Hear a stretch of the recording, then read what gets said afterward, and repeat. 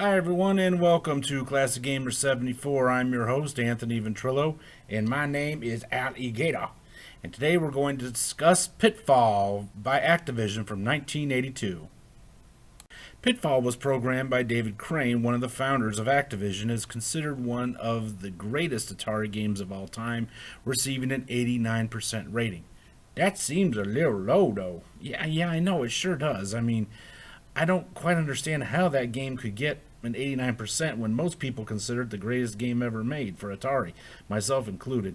Yeah, I tell you what, I think some people just intentionally made the score low when you do the average. Yeah, and besides, after all, these are critics' views. It doesn't even take into account fans' views, so, who cares what they think.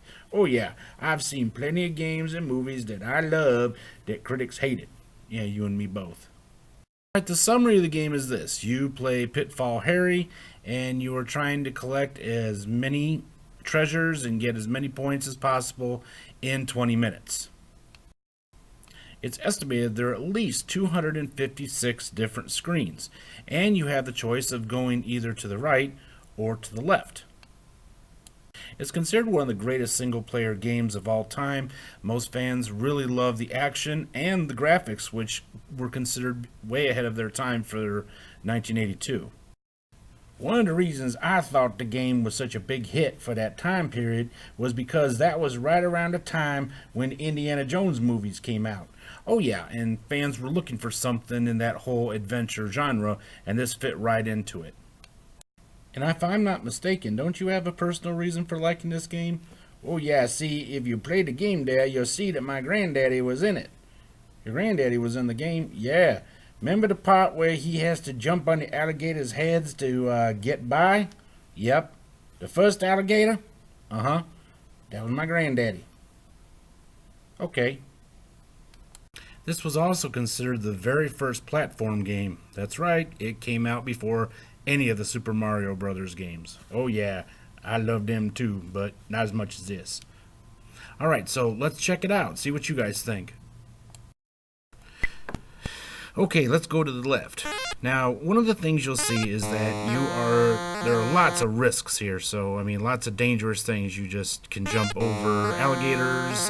You got a lot of tar pits and sinkholes. And then you got those logs that just seem to keep rolling. I don't know where they come from.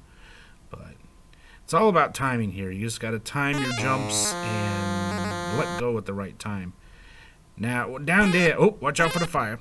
Now down there you see them other tunnels, oops, snake. Now you gotta be careful going down there. I don't even recommend it because you might run into a brick wall and them scorpions are hard to jump over. Right, and so, going down in the bottom is almost pointless. There's a hack that was made in which there's no walls down at the bottom. I'll show that in a later episode, but see, they're just keeping ahead of the rolling logs.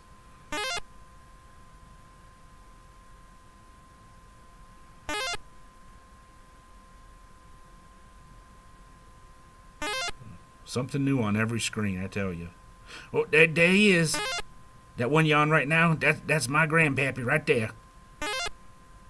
We got a poster at the house, autographed by Pitfall Harry. Okay, whatever you say, Al. Yeah, that's the part where most people die. Oh, there you go, you got it. A game that was this popular was not only released to one game system. That's right, it was also released to, well, just about every video game system at that time. So let's check out the ColecoVision version. One thing I will give Activision credit for is that when they make games for different systems, they're pretty much the same. Oh yeah, this and quite a few of the others, all the others pretty much are just about pretty much the same game.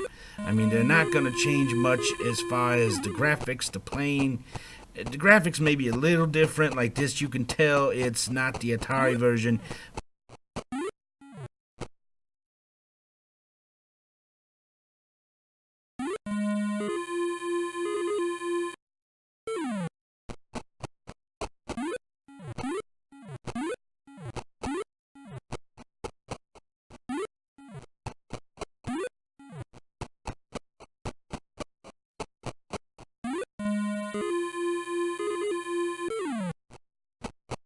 Alright, next up we have the Intellivision version.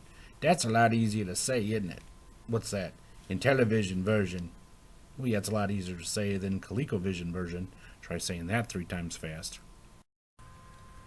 Wow, now I am impressed. Yeah, me too.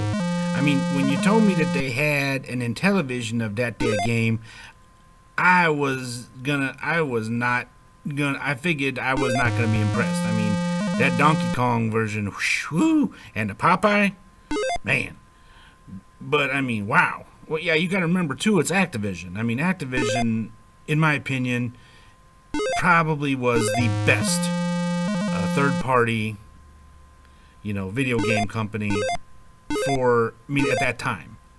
And probably still to this day. So, I mean, yeah, I'm very impressed. I mean, it's essentially the same game, other than, getting used to Intellivision controls.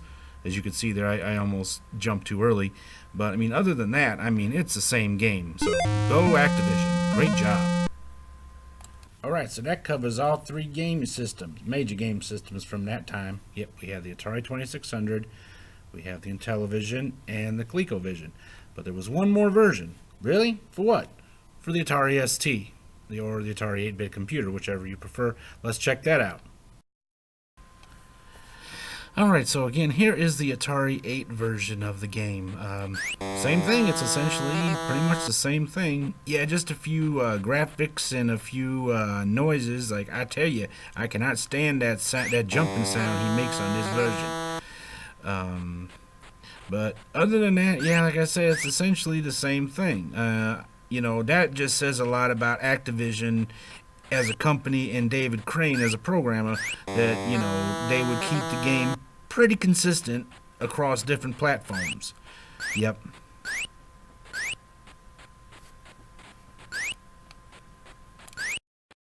If you were able to score 20,000 points on the game, take a picture of the screen, and then you could send it in to Activision and get this really cool Explorers Club patch.